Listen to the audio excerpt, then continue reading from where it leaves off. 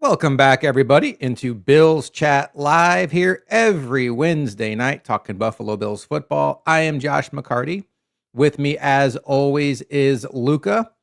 Luka, it's been 3 days since the whatever that was in Miami. How you doing? Uh, well, I mean, you just said it perfectly, honestly. Right before we went live, when it rains, it pours. My personal life has been a busy one today.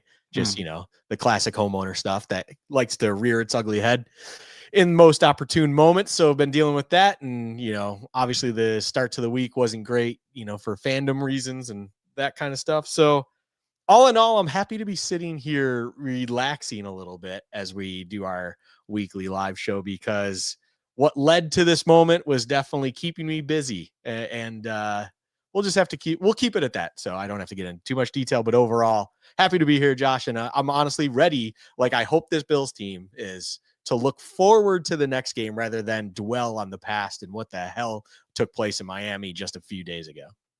Well, we're going to do a little bit more dwelling here to kick off this show.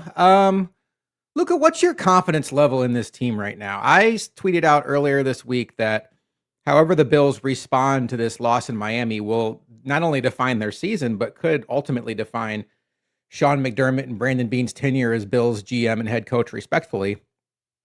And when you look at these next two games for the Bills, neither one of them are easy. Home against Tampa Bay, 4 days later on the road against Houston. This feels like an 8-day stretch from now until next Thursday where we're going to learn a lot about this team and where this season's going. Where's your confidence level and how much is it shaken by what you saw 3 days ago? Well, I guess it's all prior to that game, it's definitely shaken. After that game, to the reaction to where I sit now, I would say it's pretty level set comparatively. And where that stands is this is still, as long as 17 is upright and healthy, knock on all the wood in the world, um, this is still a playoff team, especially considering the AFC and how it's all shaking out. I mean, the AFC is probably the sixth best team in the NFC right now, it feels like. But overall, I still believe it to be a playoff team. But there's just so many question marks that I don't know how much I can trust it week in, week out. And where I'll even go further on that point is I there's just this sick part of me in the back of my head that's like, this team would be very classic to something I referred to in our podcast earlier this week, to have the showing that they did against Miami and just such a letdown and just downer of a performance, to then turn, understand what took place, and then from there put in a solid performance that feels a bit unexpected and surprising against a better team such as the Buccaneers, who for all of intents and purposes are kind of in their own lull right now. They're kind of, they just lost to the Patriots. They kind of, and that was following the bye. And even then, it feels like vibes aren't the best right now. Sounds also as if they're not going to get their lead man Bucky Irving back for this week, and he's been out for a long time. That if to put a numeric value on it, like we have up on the screen, I'd probably put it at around a 6.5 on this team. And I feel that feels like that is right because, again, 17 is still healthy for all of intensive purposes at this moment in the season. And James Cook is still James Cook. This offensive line is still this offensive line. On top of it, the defense still isn't like, run game. They get gashed by elite runners and teams that know how to run the ball, and even teams that are just okay at running the ball. But regardless, as long as the offense can do something for them, they can still at least put in enough of a performance. We've seen it up until this point that it's like, I'm not going to sit here and act like the world is ending, the sky is falling, but also you don't know what to expect. So there's just, again, that sick part of me that's like, not expecting, but fully understanding that they could absolutely just turn in a performance of a surprising nature this coming week, following just an absolute disaster class that we saw just a few days ago in Miami. Well, if I could take a second to make you feel worse, Bucky Irving actually did practice today. He and Chris Godwin both practiced. It he practiced, but I'm going to say this. There's a lot of other stuff I'm reading that is still saying it's no longer the toe and foot that they're concerned about. That shoulder, as someone that has a lot of stock in Bucky Irving this year, that Oh, so has okay. been sickly following this situation, the shoulder is the big concern with Bucky Irving. And Gotcha. he went back to practice for the first time in almost 2 months. Mhm. And Todd Bowles said, yes, he was out there, but he was just in a walkthrough, and doubtful is more where I would say it leans than the positive nature, even with him being visible and out there in practice. I will just add that he could still play in surprise, but it's as of Wednesday right now, it kind of feels like he still might be one more week away. That's probably true when you do the math. He hasn't been on the field since September 28th. Yeah. And, you would think that being a running back, you'd want to get him back in football shape. And, you've seen the Bills do this with Josh Palmer and, they did it with Taron Johnson, who you would expect to play this week. They want to let you ramp up a little bit before you actually get out there and play. And then when you look at the Bucs schedule, this is a out of conference game for them, and they don't have a very tough division before playing the Rams next week. So you could see a situation where they let Bucky Irving and maybe even Chris Godwin sit. So we'll get to the Bucs in a little bit. We still have some mess in the Bills' house to clean up. My confidence level is pretty shaken, and I don't think it's because, it's just after the Chiefs game, it was like that Shaquille O'Neal comment. I wasn't familiar with your game. The Bills showed me something defensively and offensively that I didn't know they had in their bag, and I got really excited. And then the inverse happened in Miami. They showed me something offensively that I didn't know they had in their bag to go out and lay an egg against that defense. And we did our post game show on Sunday, and we had just watched the TV copy and taken it in and all that stuff, but I think what's got me most rattled right now is when you look under the hood of things that are ailing the Bills' offense, there's a good chunk of blame to put on the quarterback. And that's an uncomfortable position to be in. Now, look, I hear everybody that says the receivers aren't getting open and Keon Coleman's not a true X. And, Miami just had a really good game plan. All of that is true. But there are a lot of examples, Luka, of Josh Allen just making bad decisions, bad reads, being slow with his reads. It didn't make a lot of sense, particularly coming off of a Chiefs game where it felt like he was vintage Josh Allen, making every possible correct read, being on time, being in rhythm. Something was off in Miami. Maybe it was the Miami flu, as you like to refer to it, but man, when I haven't seen 17 struggle like that within the structure of an offense and really be part of the problem in a long time. That's all fair, honestly. It's all fair to bring up when I kind of had this discussion with someone actually within my work. Someone that has become a new listener of our show, Josh. Welcome. And yeah, so he was asking, or it wasn't asking, it was just kind of an organic conversation before our meeting started. And he was kind of like, he rattled something off that I was like, wow, I never thought of it this way, but we haven't seen Josh Allen kind of go to the sideline and look so, it's not the blankness that's the concern. It's almost like instead of being frustrated, it's kind of like lost hope. It's the I'm trying to think of the word and I can't, but there's something to Josh Allen's like a look and appearance and emotions that is it's not given up because I don't believe Josh Allen deserves, and nor do I think he ever gives up in any capacity, but he's lost faith in everything that's happening around him. And that's something that I think we've never probably seen since he's been a Buffalo Bill in general, but there might have been moments of it at least, during his rookie season, where, they're just getting pounded by a superior team like the Packers game that comes to memory and things like that, where just nothing's clicking. It's one of your worst performances. And you're kind of just, you're wanting to get done and over with what's going on. But this one feels different because the expectations are, of course, there. And on top of it, Allen knows what he is capable of. There you go. Boom. Oh, You just put it up. Dejected. Dejected was a word I was looking for. Thank you, Stokes. Assist from the chat there.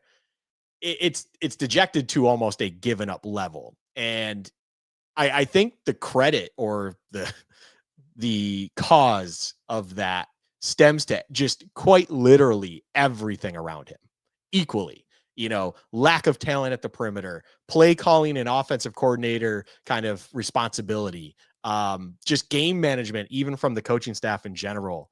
And you're seeing it play by play, call by call, series by series, everything, where I think the Miami game painted a perfect picture where we've heard all the stats where time to throw is the most he's ever had essentially since his rookie season. Although that number was even a little bit flawed because that was just rookie Josh Allen doing wild stuff. And the only successful pass plays were when it had to go like 10 seconds before eventually he just chucked it up to Shakir. And that truly is, I think, something that between the ears, he just feels is necessary in order to do anything. I don't even think that's something as if like Joe Brady is calling that down, like, hey, calls in play, might have to extend this one, or we designed this to extend this one, or that's the game plan going into the week, or anything like that. You notice from snap, takes first read, then moves around. Even if the read might be there, he can't even trust that it's there. He can't even see like as if it could even potentially be there. He doesn't care. It's not that he doesn't care, but he doesn't care if it could potentially sit there at that moment because he doesn't want to trust it or believe that it's there. And that is something that is definitely terrifying to believe is potential, because if you have that little amount of trust in your weapons and your offensive play calling and everything like that, the route to success feels like an impossible one within the season, Josh. Without massive change, you cannot change what's going on here. That feels like a correction that will have to wait for after the season, because it's just too short of amount of time to correct that mid-season. So if you are a believer that everything I just talked about and what it feels like when you see Josh Allen take every snap is truly what's happening, this season has become a wash. That it will not change. They truly need to pull it out of their rear end in order to get results. And Josh Allen has to be Superman week in, week out. And I've been saying it in other channels, like you're going to have to take the leash off Allen and just see what happens at this moment in time, because unless there's something we don't know about that they can do from a structured standpoint that will finally correct this issue, that's the only thing that could potentially get you the results you need. I agree with you. I think it's a confidence issue. And I would encourage anybody listening to this to think about anything that they do in their life, whether it's go to the gym and work out, whether it's give a presentation for something you've studied for in class, anything you've done. When you're prepared, when you feel confident in yourself, the performance you put on shows that. And, Allen has experienced many seasons in the NFL, and really since after 2018, his rookie year, teams in Buffalo that were very talented, usually more talented than the other team, even not even counting the fact that he was an all-world quarterback. He knows what it looks like, and he probably, like the rest of us, is not dumb and realizes that this collection of Buffalo Bills is just not as talented as a lot of the teams he's played on. I put out a tweet earlier this week, and it got some traction, and it even got a good interaction from Eric Turner from Cover One. But a couple of years ago, the main talking point on the Buffalo Bills was they have to take stuff off of Josh Allen's plate. He can't be the one that has to do everything. And you remember those conversations, Luke. It was like, Josh Allen has to do everything. There's nobody there to help him. Well, I think the Bills not only corrected it, but they drastically overcorrected it. Now they are leaning into organizationally, structurally, philosophically, a run-first, conservative offense that plays horizontally in the passing game, chews the clock, and doesn't take chances, limits turnovers. They pound their chest over how good that they limit turnovers. And when you play like that, what that does is it shortens the game. And so if you think of a random NFL game, let's say there's 15, 12, let's just say 13 drives per team. If you're a team that kills the clock and plays that style, we saw the Bills go on a 10-minute drive on Sunday against Miami that resulted in no points, by the way. You do that 10-minute drive, that's a sixth of the game out the window. Teams that play like that are teams that should play like that are teams that have the inferior quarterbacks. The Bills have this cheat code of a quarterback. He is such a massive advantage over all but like 6 teams in this league. And the Bills have elected to not build their entire team around the fact that they have that guy. Instead, in an effort to protect him, they have turned this team into an overly conservative group. The analogy I used was, and I'm not the biggest baseball fan, but I'm pretty sure this one works. The LA Dodgers just won the World Series, and by everything I know, they are head and shoulders the most talented team in baseball. I'm going to say an average team, the Kansas City Royals, okay? If they played the World Series, 7 games, 9 innings, I'm guessing the Dodgers would win in 4 or 5 games.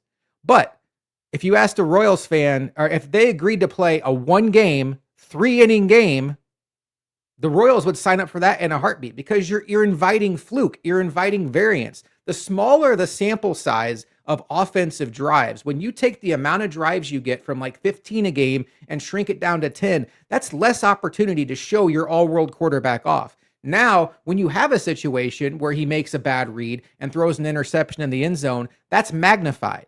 When you have a situation in baseball where you make an error or you have a line out that's hit really hard, but it just goes right to a fielder, it's magnified because there's not 8 more innings to make up for it and show that you're the better team, or 7 games in a series. The Bills are shortening the game.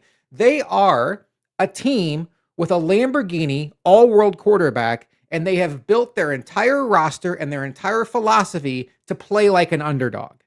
And I think what's happening is their goal was to do what they did last year to the Ravens. When they get into those games against the Chiefs and the Ravens, who I think they believe are better than them, keep it close and win because you're cleaner in the turnover battle. But what's happening is now they're allowing the teams that are worse than them to stay in games. That's why the Saints game was kind of scary. It's why the first Dolphins game was kind of scary. And it's why this Dolphins game got away from them because they were so sloppy.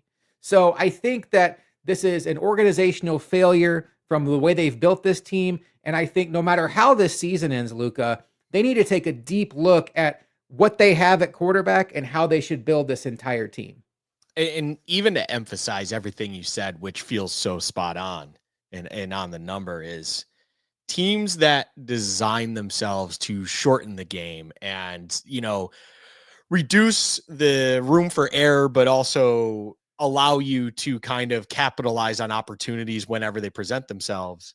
They generally have a upper echelon, we'll call it, defense, and a defense that they can lean on when, those scrappy games happen, when you have the Dolphins game and things like that. And in turn, they haven't even done a good enough job in supporting that defense. I mean, the linebacking core right now is an absolute shit show. And if it wasn't for outside of a handful of players, this would be single-handedly the worst defensive roster in the league, it feels like. So you've done so many things with a vision of what kind of you laid out. This team has done what you've laid out, and also failed to recognize the inefficiencies that exist throughout the entirety of the roster. And it goes beyond the offense. It's the whole picture is just flawed. And what is painful about that fact is you bring up, you don't have the ability to do quick strike drives. It's just not in the bag for this offense. Partially, that is because you spent so many resources to attack this defense, which is young in certain places, and those things aren't benefiting you right now. So you're just in this purgatory of trying to develop that defense you want to lean back on, similar to like one that they had back in 2019, but you don't have the pieces to achieve that right now. And you're trying to already do that with your offense, even though you have the reigning league MVP sitting there. It baffles my mind. And this just might be something where philosophically, I can't agree with anyone that thinks this is the right way to approach football in general.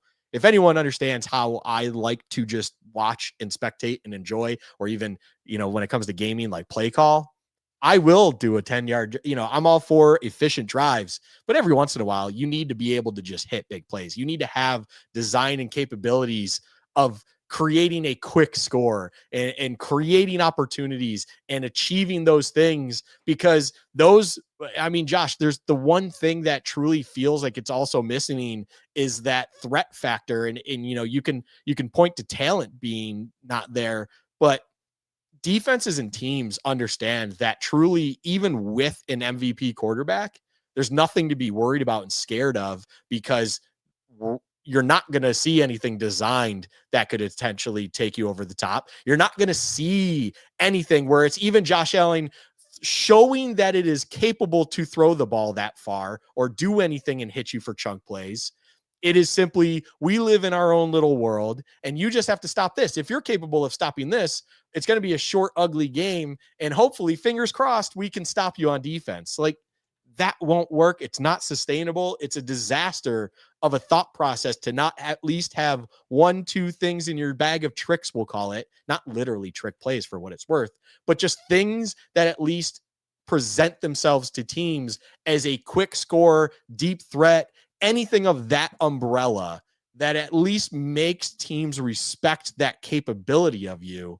And it will not work right now. And there's no, for just to sprinkle it on top here, there's no resolution to that at this moment in time, because again, you spent all of those potential resources you could have, or you didn't spend the resources you still had by the trade deadline to maybe acquire things that could potentially provide that for you in-house right now. So they are going to look different. They are activating Gabe Davis this week. They did sign Mecole Hardman off the street. I think his role is going to be the primary returner, although I would not be shocked if he gets a jersey this week as returner / like emergency wide receiver 6. But, how much is that going to impact the entire look of it? There's a great question in here from Teg, who's been here multiple weeks now. Do we have a Brandon Beane problem, or is it a combination of things? I think it's a combination of things right now. I think everybody has their hand in this issue. We already talked about Josh Allen's not playing his best ball, and you can guess that. I want to say bye to Caleb real quick. Caleb, have a good night at work. Appreciate you always hanging out, and we'll talk to you all next time, or talk to you next time. Let's go back to Teg's question though. So Luka laid out why Josh Allen's confidence might be shaken, but when I just look at things like the draft, okay? So you have this offensive coordinator in Joe Brady.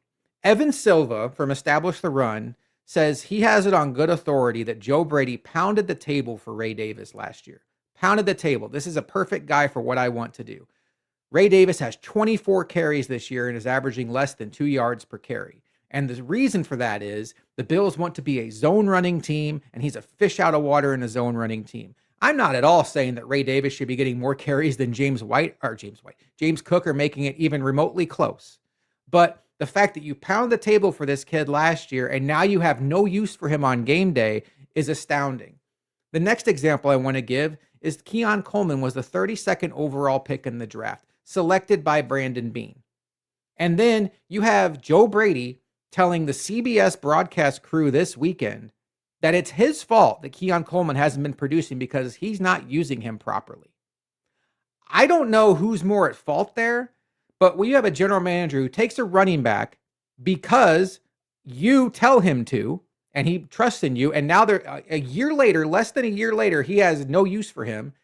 Keon Coleman was the highest skill player they have ever drafted with Josh Allen as a quarterback. Not highest skill player, okay, not counting Kincaid. And you can't use him correctly. And then let's even go to Kincaid. As productive as he has been, he's not even on the field for more than half of the snaps.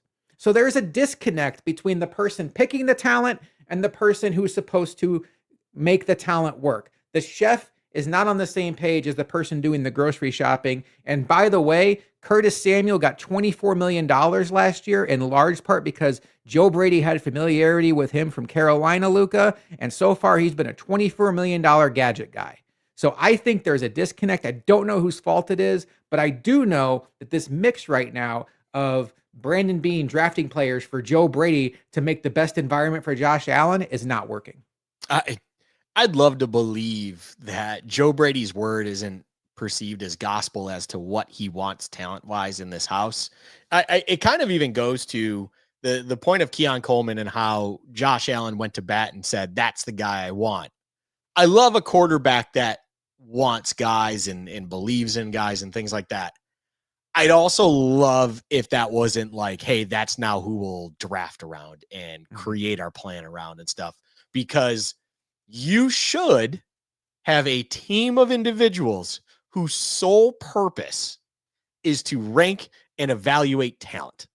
And those people sit there time, day after day, hour after hour, grind on the road, all of this and that to create these lists and highlight players and create, a list of individuals you should avoid due to concerns. And those people are reporting directly to being in the front office to create that network of scouting.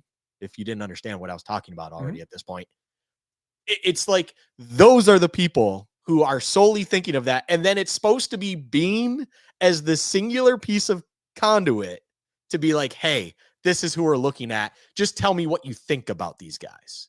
And then from there, they can kind of almost do their own form of scouting in the sense of, what could I do with Brian Thomas Jr.? What could I do with a Keon Coleman? What could I do with a Ladd McConkey? What could I do with just keep going down that list.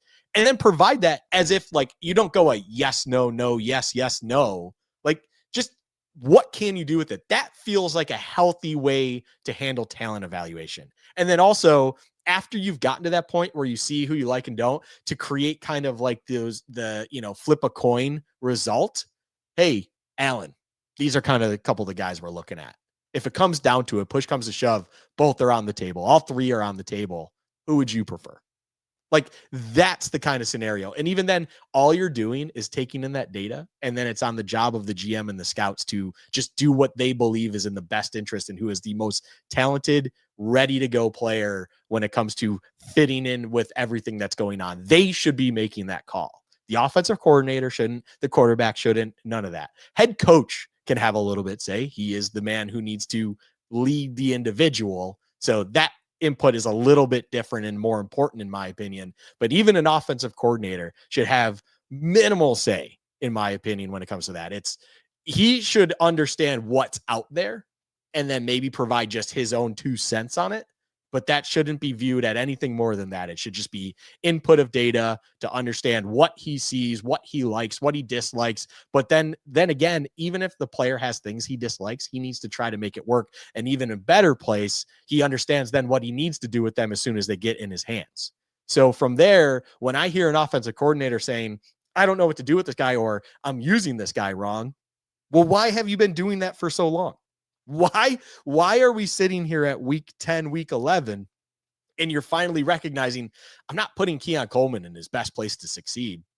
Well, I mean, there's been enough weeks here. There's been enough time here that tells you probably should have addressed that already and at least put him in the position to succeed. If I was sitting at work and I basically told all my superiors, well, I haven't been using my coordinators and lower staff appropriately to get this project done, they would probably have me in a sit down and wonder why the hell I'm doing my job the way that I am.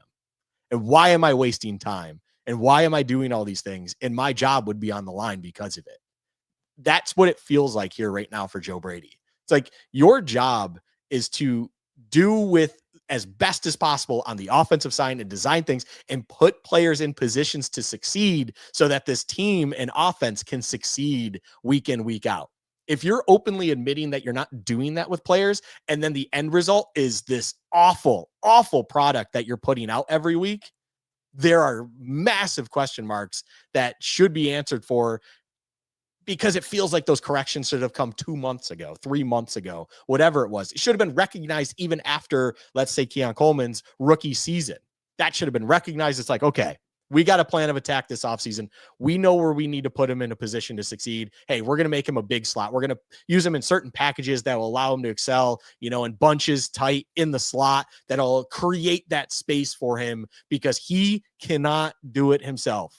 You don't just stick him on the boundary and just say, hey, you're a back shoulder fade specialist, because spoiler alert, he's not even a specialist at it. So just you it's mind-boggling to see an individual approach their job in the manner that Joe Brady is and openly admit that effectively he is the one screwing up a long list of things, and then to the point of being a potential problem as well. I would lose a little bit of respect of him if he carries too much weight in the word of his offensive coordinator and things like that, rather than the staff that he himself handpicked as the scouting staff to find him the best talent possible for this team. That is who you should probably be listening to first and foremost. And then from there, delegating and obtaining more information to see ultimately who you yourself, Brandon Beane, are picking during a draft. And it's such a granular process the scouts get into. And, Luka and I, we do our best during draft season to watch clips of these players, watch, if we have access to all 22, we'll watch it. We do our work, but what we don't have access to is the things the scouts are keyed in on, like how fast, what time do they arrive to practice? What do they eat for breakfast? What do their friends say about them off the field? Like scouts, for a lack of a better term, are basically stalkers. They are going to learn everything about you. And that's why it's a bad look if you're Team X and you draft somebody and all of a sudden, Matt Ariza, a perfect example, kind of feels like the Bills fumbled that a little bit because they drafted that with a legal situation that could have been hanging over his head, and it turns out that went away. That's an extreme example. I'm not going to revisit the Matt Ariza situation, but if you draft somebody without that awareness, it can look bad. And I agree with you. I don't mind hearing Josh Allen's input on who the Bills should draft, but let's respect the fact that these scouts and GMs do this job 24/7. Got first round grades on 11 guys guaranteed to be picking after 20 exactly, but you can't be bothered to send your first round pick for Jalen Waddle, who could be out there this week. All right. So let's spin it forward a little bit, but I still want to stay on a similar topic because a thought crossed my mind today as Joshua Palmer returned to practice in full. Joshua Palmer, I assume, is going to be active this week. I, in my mind, am wondering, based on all the negative energy around Keon Coleman, around Sean McDermott's tone on Monday when he was asked a question about Keon Coleman's maturity level and if he's happy with the effort he's given. And McDermott seemed kind of annoyed at the question, but didn't say no and was like, Keon Coleman knows how I feel and he knows if he needs to be criticized. And then even Josh Allen's kind of lackadaisical tone and then like the cryptic pause before answering the question about Keon Coleman on Sunday. Luka, I think it's within the realm of possibility that Keon Coleman is inactive on Sunday. And I will paint the picture why. Last week, the Bills had 5 wide receivers active. I will go ahead and say, let's just go ahead and say it's going to be 6 this week. They're going to be down Dalton Kincaid. So let's just say that extra spot goes to a receiver, okay? We know Joshua Palmer is going to be there. That's 1. We know Gabe Davis is going to be active. That's 2. We know Khalil Shakir is going to be active. I know he has the rib injury, and folks are like, well, he's questionable, but no, he's limited on a Wednesday. Khalil Shakir is going to be out there. That's 3. Tyrell Shavers, whether you like it or not, folks, is going to be active because he is a core special teams player. That's 4. You now have 2 spots for 4 receivers: Hardman, Coleman, Samuel, and Moore. Okay? The 4 guys I've named so far are Shakir slot, and then you have Gabe Davis outside, Palmer outside, and then Shavers, who's outside, but also special teams. I think it's very realistic, Luka, that Mecole Hardman is active this week as your kick returner, punt returner / emergency wide receiver 6. That leaves 1 spot for 3 guys: Keon Coleman, Curtis Samuel, and Elijah Moore. Which one do they want to have egg on their face for? The $24 million man in Curtis Samuel who can't find a role on this team, or the second round pick who everybody but them seems to be ready to admit that is not an X in the NFL and should not be one, particularly in an offense that has a goal to win the Super Bowl? I think it's entirely likely that Keon Coleman sits this week. Maybe not as a punishment, just as a chance to catch his breath, breathe, let it slow down. Like we saw Josh Allen do rookie year when he hurt his arm. It was like the best thing that happened to him to sit back and watch Derek Anderson and Matt Barkley do it. And then when he came back in, the game had slowed down for him. The more I think about it, I don't know that I would predict it, but I think it's at least possible. Possible is absolutely in play here. I'll give you that. I was starting to be in a mindset of I need to pump this back a little bit based on where you're leading this, but to end it the way you have, I think is perfect. It's the bow that needed to be on top of this point. It's possible, and I absolutely am all for that mindset. Where I have hesitance to even think that it's in the realm of realistic is I think this team and this organization is already admitted that Curtis Samuel is essentially nothing to this team. And I don't think finances even matter to them in that regard, like other than the fact that, of course, they wish they used those dollars and cents elsewhere. But Elijah Moore is a non-factor. If they're doing what they're doing, he will not be active. And then it really just comes down to this conversation between Curtis Samuel and Keon Coleman and reading the tea leaves, understanding where things are. Going back to the previous conversation we just had, Joe Brady and this team better have recognized that we need to try to see if we can get something out of this guy at all. And they still haven't really even tried to do anything when it comes to maybe letting him be the big inside, letting him be like early on Gabe Davis. That's the ironic part of all of this to me, Josh, is like, hey, can we maybe turn him into like season 1, season 2, Gabe Davis? Can we big slot, deep shot, just get him running deep overs out of the slot and things like that, just across behind the linebackers, across the face of safeties, into open gaps and spaces, things like that, where it's like, which by the way, you're not going to be playing a lot of zone against this Tampa team. So don't know where the success comes in that regard, but get him inside where the matchups might be a little bit more favorable. And on top of that, you can at least create havoc and traffic for him to maybe get that little bit of a step separation and ultimately succeed maybe a little bit more, because Keon Coleman's not fast. He's not the most agile individual of all time, things like that. But he at least has shown run after catch somewhat decent, just being a big body, understanding he just wants to find space as he's running with the ball. Normally that's come 40 yards downfield on broken plays half the time. But ultimately it's like, can you even get something out of him in the slot underneath, things like that? Because on top of it all, the sprinkle of it is, I mean, they may want to pull back a little bit from Khalil Shakir's utilization. He's got an ankle and ribs injury right now that made him limited for today's practice. I mean, Khalil Shakir gets banged up with the amount of targets and play that he has. They can't utilize Shakir as a workhorse. I've been pounding the drum that I would love to see him get downfield a little bit more. And I'm not talking, go routes and heavily downfield, but 10-yard ins, 15-yard posts, things like that. Let him open up a little bit space downfield, because he absolutely has shown in his past that he can still be absolutely great at those things and just finding and tracking a ball downfield and over the middle and things of that nature. But you can't do that 10, 12 times a game. He's not a big enough individual for that. Insert Keon Coleman. Can you do that with a bigger framed individual such as Keon Coleman, who feels like he should be able to thrive there? I mean, you even have people that are very experienced, like a Steve Smith Sr., like a Chad Ochocinco, who they like Keon Coleman, the player and the person, and they also pound the drum of, it drives them nuts that he's not utilized more in the slot and in other positions that they feel like someone like him would thrive better in the NFL, because it even the college tape showed that it was not going to be something that works from the boundary. Everyone knew it going into it, but they like the player that he is and would love to see him just utilized in a different manner. Maybe this can become that opportunity finally where they understood that. Joe Brady openly admits to it, and they do that self-reflection, that self-scouting, the thing that I love to talk about. And we're like, hey, let's try to see if we can get this out of him, because we know what we have out of Curtis Samuel. We know what we get out of Elijah Moore.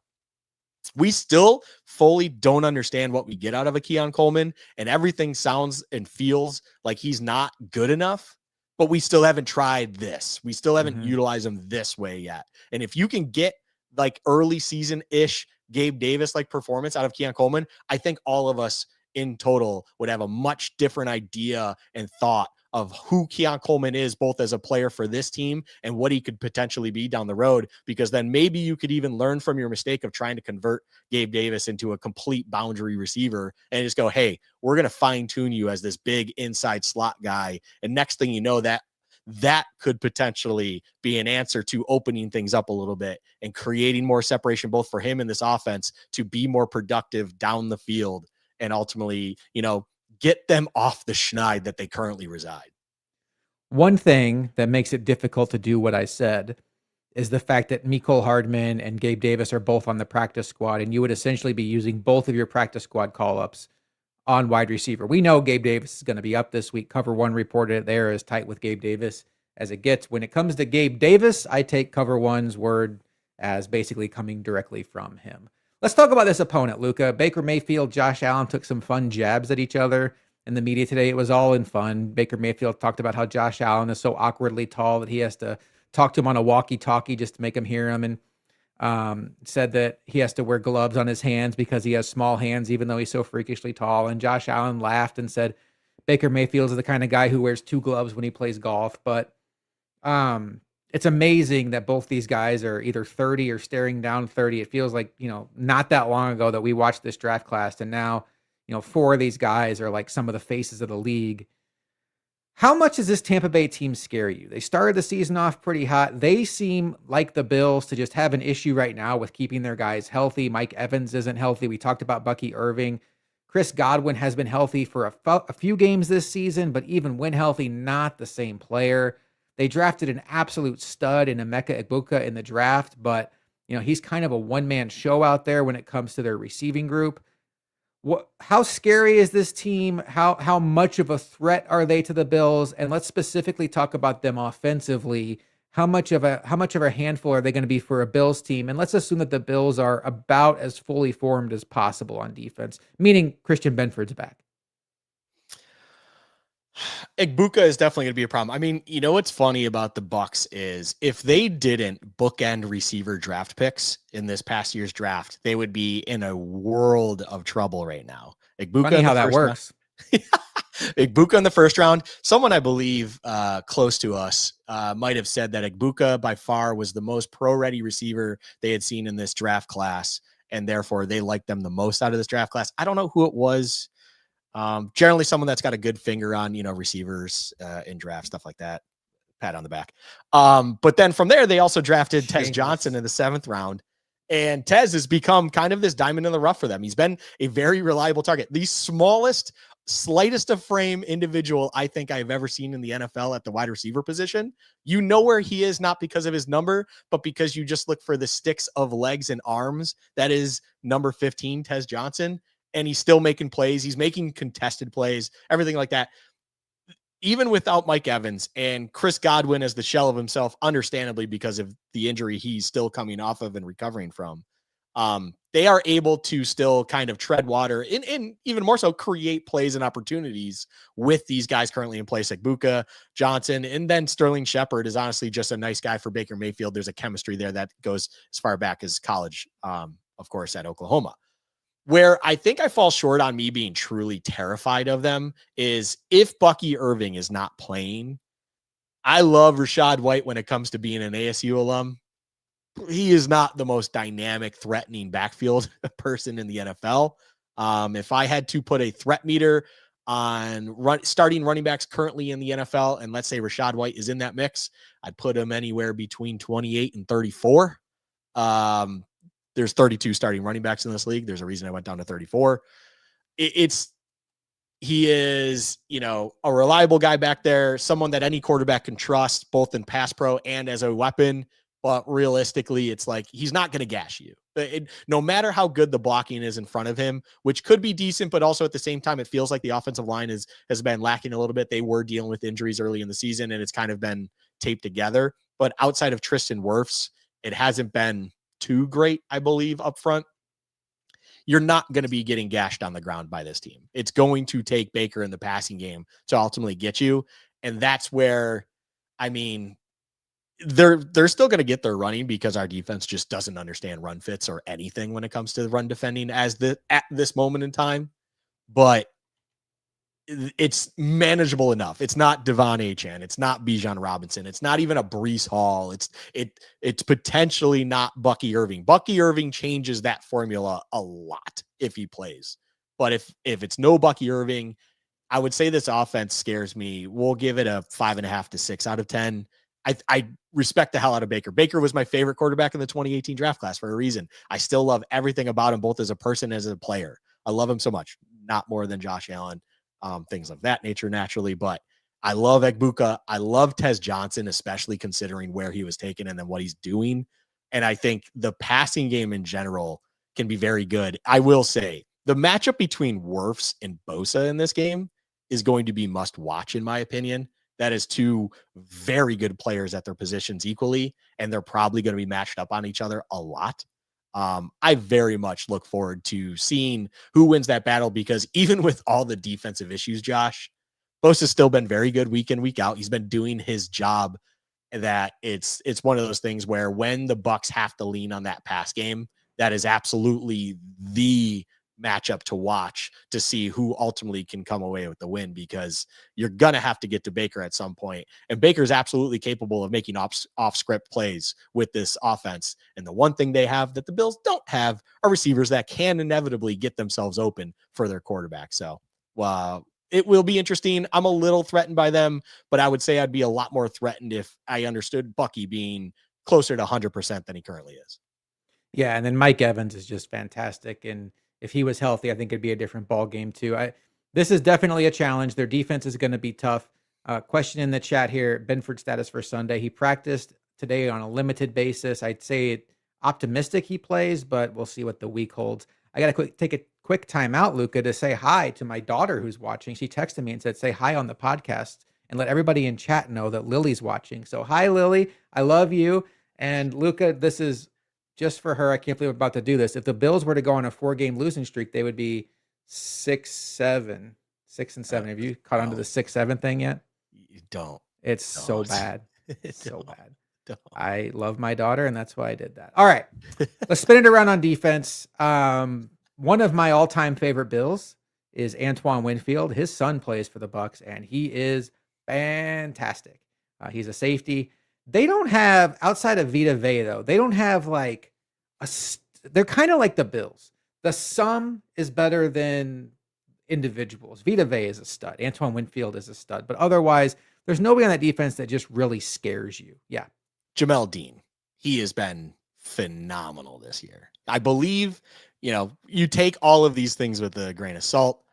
Jamel Dean, I believe, is the top-rated corner on PFF at the moment, and deservingly so. In my defense, I don't even look at cornerbacks because you could lock up Keon Coleman. So they want to put Jamel Dean on Keon Coleman. Thank you. Valid, but I will say Jamel Dean has been a good player for them. Yeah. And this year he's been phenomenal. So I wanted to bring him up regardless of the matchup that plays in this game. He's still noteworthy when it comes to the Vita Veas. I mean, Levante David, for all that considered. I don't mean to step on it and stuff, but Levante David's still a name. And Winfield Jr., it's like Jamel Dean is absolutely a dog they got out there at the boundary. So just shout out. And the Bucs are a pass funnel defense. They shut down the run, and they're going to force you to pass. And unfortunately for the Bills, until they prove with Josh Allen that they can throw the ball, teams are going to do what the Dolphins did last week. There were times, Luka, the Bills came out 3 wide receiver and the Dolphins stayed in base defense and didn't believe the Bills could pass on them. That is hilariously frustrating. Yeah. And the Bills are going to have to prove they can do things in the passing game. I do think Palmer getting back gives them a little bit of a spark, but I don't think it offsets the loss of Kincaid. Guys are going to have to step up. I think it's going to have to come somehow, some way in the 3 wide receiver sets. We'll see what Gabe Davis gets them. What's your confidence level that the Bills can put up points on this defense, and how would you expect it to go if they do? The Bills should literally be studying themselves from how they prepared for the Falcons game. No Kincaid during that Falcons game. They had Palmer, for what it's worth, and also, ironically enough, the last time they wore these uniforms that they're wearing Sunday also had Palmer. Strange. I digress. So no Kincaid in that Atlanta game. Heavy blitz and a lot of just man up, kind of find your guy situation that you're going to be facing. That also sounds like Todd Bowles' defense for the last 15 years now. I mean, as someone that even remembers what he did back in Arizona for a long time with Bruce Arians then, like that is the bread and butter of this defense. I will even say on top of it all, another guy that I failed to mention, which I don't know why, because I know, Josh, you have some IDP situations. Tyke Smith has been an absolute beast for them. If you don't know who that is and you don't know what an IDP is for fantasy purposes, individual defensive player, Tyke Smith is a phenomenal pickup for any DB. They essentially dare you to figure out what they're doing with their pressure package And then, like you said, stack against the run a little bit. And from there, you just need to win your battles one-on-one from the outside, maybe with a single high safety help. But I'm going to be honest. Todd Bowles doesn't like to put anyone in his zone. Period. He wants to match up talent on talent, head on head, and see if you can beat them. And that can lead to, it's a risk reward situation. There have been times where Todd Bowles just can't figure it out and he's getting shredded, but he lives and dies by his own sword. That is Todd Bowles through and through. I mean, I always forget that he was a Jets head coach at one point, but that feels like a random anomaly in his career where it's like, just ignore that because that's not who Todd Bowles was and is. Like, that was a weird time. It's when it comes to this offense against that defense, they better have learned everything they saw against Atlanta and ultimately try to correct off of that. Because it feels like that same game plan is, one, very capable for Tampa to attack, and two, just going to be their bread and butter anyways when they go to attack this situation. And I don't know where that answer is, but I would come to expect that there's going to be a lot more, two tight end sets, just added pro protection situation, added pro situations. They are not going empty very often. They're not going 13 personnel a lot, I would imagine, with this Bills team. I would think that they're going to try to, or I would like to hope they're going to try to, if they go with this approach, to try to max pro a little bit more, figure things out, and let Josh Allen be able to just get in a more simpler rhythm when it comes to finding that matchup that ultimately can win. Even though I don't necessarily believe that there's anyone on this offense that anyways can win a matchup, at least in the passing game. But that the confidence level I have on it, I'll give it a 3.5. I would like to believe that Josh Allen under center is enough to move the needle here. And that's where the 3.5 comes from. I don't expect this to be a James Cook game. If Todd Bowles, and I respect Todd Bowles a hell of a lot. If Todd Bowles is worth his weight in gold, as crazy as this sounds, he's circling number 4, not number 17. That is an insane thing to think about, but that is what he's doing. He's like, we have the better trench in this situation. That's where we have a tipping scale. Even with Vita Vea, I believe the 5 offensive linemen for the Bills should be able to win the battle in the trenches. That said, they are absolutely circling James Cook and being like, do not let him get going. So I don't expect this to be a James Cook game because I would think that is where Todd Bowles' focus is going to be. So from there, it's up to the reigning MVP and his receivers to figure out how to win their one-on-one matchups. That is where this game comes down to, and that is why I have about a 3.5 confidence that we will see success. The path to success on this game, Josh, is honestly going to be winning an ugly one on Sunday. That is the path to success for this Bills, and I don't see it any other way. You mentioned that there's nobody on this offense that can win a matchup, and I'm going to respectfully disagree. I have 2 people that can. They're just not used. Ty Johnson and James Cook. By the way, this Tampa Bay defense, bottom 10 in the league at giving up pass production to a wide receiver. Our running backs. I wonder if one of the Bills counter punches this week without Kincaid. The thing Kincaid that they love to do is, you're going to come out in base. We're going to get you in the passing game. You're going to come out in nickel. We're going to get you in the running game. I wonder if Ty Johnson's used a little bit more this week. And he's obviously is not the mismatch that Kincaid is, but if you get him matched up on a linebacker, it can be a problem. I bet we could see some 3 wide receiver, 2 running back, or 2 running back, Dawson Knox, and then 2 receivers, Ty Johnson and James Cook in the backfield. I mean, I bet you. There's no way I think this will actually happen, but they should do it. Motion out Cook, motion out Ty Johnson. You can still hand the ball to the other one. You can see what they're in, man or zone. And if a linebacker lines up on either one of those guys, you take your shot to them because they are both very good receivers. I saw something the other day where James Cook has 18 catches this year. Bucky Irving has 19 and hasn't played since September. It's absolutely a part of their offense that needs to be unlocked, and maybe by necessity now is going to be when Kincaid is out and they need anybody to be that playmaker. Tampa's defensive weakness is when they play a run-heavy team, they run commit like in Madden so the receivers can run wild. Well, let me tell you about our receivers. They had a chance to run wild against the Miami Dolphins last week and didn't, but I think it would be nice to get them right this week. I am intrigued by getting Joshua Palmer back. I guess, what's the word? I'm curious by Gabe Davis, Luka. I don't want to just automatically write it off, but I'm at least, can he be an upgrade over Keon Coleman at this point as the X? Like, can he do that? Maybe, maybe not. I don't know. Luka, it's prediction time. Bills, Bucs on Sunday. Both teams coming off of disappointing losses for various reasons to AFC East teams last week. The Bills have a game 4 days later. Obviously, it would make that Houston game almost a must win if they were to drop this one to Tampa. Who wins this game? What's the final score? And any kind of wild card you want to throw in there about the game? I mean, the matchup to me is truly going to come down to it's our edge play versus Tristan Wirfs and company. Because as I said, I don't believe Bucky's playing as of right now. I just reading the tea leaves, understanding what the injury has been, things of that nature. I don't believe Bucky is going to be a threat. So that being said, Baker's going to have to produce magic, and Baker is absolutely capable of producing magic. But if the edge crew for this team can at least figure out how to create consistent pressure, Baker has at least shown that he can kind of panic a little bit, fold inevitably. He can slip away, but he can scramble himself into trouble. So I think that's the path to success from the defensive versus the Bucs offense. As I mentioned, I kind of feel like this has to be an ugly affair for the Bills to win.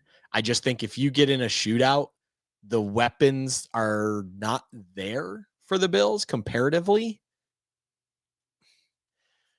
My head and heart both tell me the Bills win this game. It's just struggling to see exactly where that path truly is. You know, on the contrary to last week and how vibes were then in this moment in time, Josh, I struggled to see where that path ultimately is. And on top of it all, this in the preseason, even when I believe the Bills to be still a power that I thought they were, I believe the Bucs to be a better team and to win this game. I'm not going to steer clear of that. I think the Buccaneers win this game, Josh.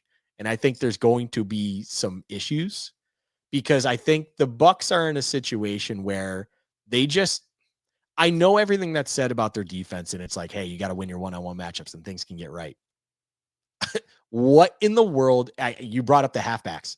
I think you also said it perfectly. This is what I would do. I don't believe that this is what they will do. I've been asking for James Cook to be more used in the pass game and asking for him to just be used more as an offensive weapon more. Still have yet to see it. I think we actually, ironically enough, saw it the most in Miami, and it just didn't work because nothing else was working. So I'm going to go ahead and say that the Buccaneers win this game 23-16. And honestly, yeah, it's going to make for a very uncomfortable Sunday because that is going to put a lot of Bills fans on life alert. And and I want to be proven wrong. And I absolutely think that this team is capable of putting in a surprising performance off of a bad loss. But at this moment in time on Wednesday, I don't see where that path to success is. So I am just going to say my matchup is the pass rushers because I do believe the Buccaneers are going to have to pass more than they will be able to run, even ironically saying that, knowing that the Bills can't defend any runner, even if it was you or I, hitting the holes that are created. But I just don't see any sort of path to success for our own offense, that it's going to be a slugfest and they just come up short. So I'll go ahead and say Bucs 23-16. Boy, if the Bills score 16 points in this game after the egg they laid in Miami, it's going to be panic time. I mean, I don't think there's any prediction here that's wrong because what we saw last week shook us all to our core. I didn't know that the Bills were capable of losing a game like that. They hadn't lost a game like that in the division since Tom Brady was the quarterback of the Patriots back in 2018. And I want to say maybe even Derek Anderson started that game on Monday Night Football. I could be wrong. Maybe there was a later one in the year. But I look at this game and I have to remind myself of several things. One, as bad as that Miami game was, it was a 1-game sample size. The year on a whole, when you look at this Bills offense and you look at things like EPA, and that does take quality of opponent into consideration, the Bills do tend to be upper right of those charts where they do have a mostly good offense. It's just not the style of offense that we think they should be playing with Josh Allen at quarterback. They are not built to come from behind. And they did it week 1 against the Ravens, but last week they fell behind and they just could not come back. Too many mistakes, too slow moving of an offense. They ran out of time and ran out of plays. I think this Bills team is better than that. I think they're going to get shored up at a couple positions that really hurt them last week. Christian Benford's going to come back, which should get Tre'Davious White off the field. Joshua Palmer is going to come back, which will be an upgrade over whatever they put out there at receiver last week. Very intrigued by Gabe Davis. Nervous about what the Dawson Knox in for Dalton Kincaid thing looks like. I'll also say, Luka, Cover One put out a thread yesterday on Terrell Bernard, putting up side-by-side clips of him this year and last year. It's clear that he's hurt. It's almost like he should sit for a while. He's moving in slow motion compared to his old self. I'm very excited if he can go to get Shaq Thompson back. And if he can't go, see what Dorian Williams can do, because the version of Terrell Bernard that's out there is almost like the linebacker version of Taylor Rapp. He's doing more harm than good to this defense at this point. He's not making any plays, and he's actually leaving his teammates out to dry. So I think he needs to get a chance to heal up and see if maybe you can get him right by the playoffs. But all in all, I think there's enough help on the way. Second round pick TJ Sanders should be back. The Bucs do not do great against man coverage without Mike Evans. Keep that in mind. I would expect a heavy dose of man coverage from the Bills, particularly if Benford's back with Benford and Hairston. And I agree with everything Lucas said. It would help if Bucky Irving doesn't play. I'm going to say that the Bills win this game, Luka, and they win this game by a score of 24-20. And it's one of those games where Baker probably has the ball at about the Bills' 30-yard line with 3 seconds to go, and he throws a jump ball to the end zone, and we are just in panic mode until it bounces off of Cade Otton's helmet and lands out of bounds next to Sal Capaccio, and the Bills win. Whew, and then we move on to Houston. Hopefully we're both wrong. Hopefully the Bills come out and just blow the Bucs out of the water, and it's like that 2021 Bucs game that you were at. Yes. Where even though the Bills lost that one, we all left that game feeling like, all right, they're back. They're back. We're fine. They're back. We're fine. Hopefully in a win, because they can't really afford to lose it, we come out of this game feeling like the Bills are back. Whether or not the Bills are back, wait for this transition, we'll be back next week with another edition of Bills Chat Live. It'll be a pregame edition, Luka, because we will be 1 day away from Bills Texans. One thing to keep in mind, by the way, as this weekend gets closer, because we are 8 days away from that game, CJ Stroud, the Texans starting quarterback, is still in concussion protocol, did not practice on Wednesday. That could be an issue for the Texans leading up to this game against the Bills. That's certainly going to be something we monitor if he misses this game this week against the Titans, something to keep in mind. Luka and I will be back this coming Monday morning with Bills Chat Podcast. It'll be a Bills Buccaneers post-game show. I will be live at halftime of Bills Buccaneers. And then I'm thinking about potentially doing something unique, maybe to be announced in the near future during Bills Texans, but that will wait for another day. For Luka, I am Josh McCarty. We will talk to you all next week on Bills Chat Live.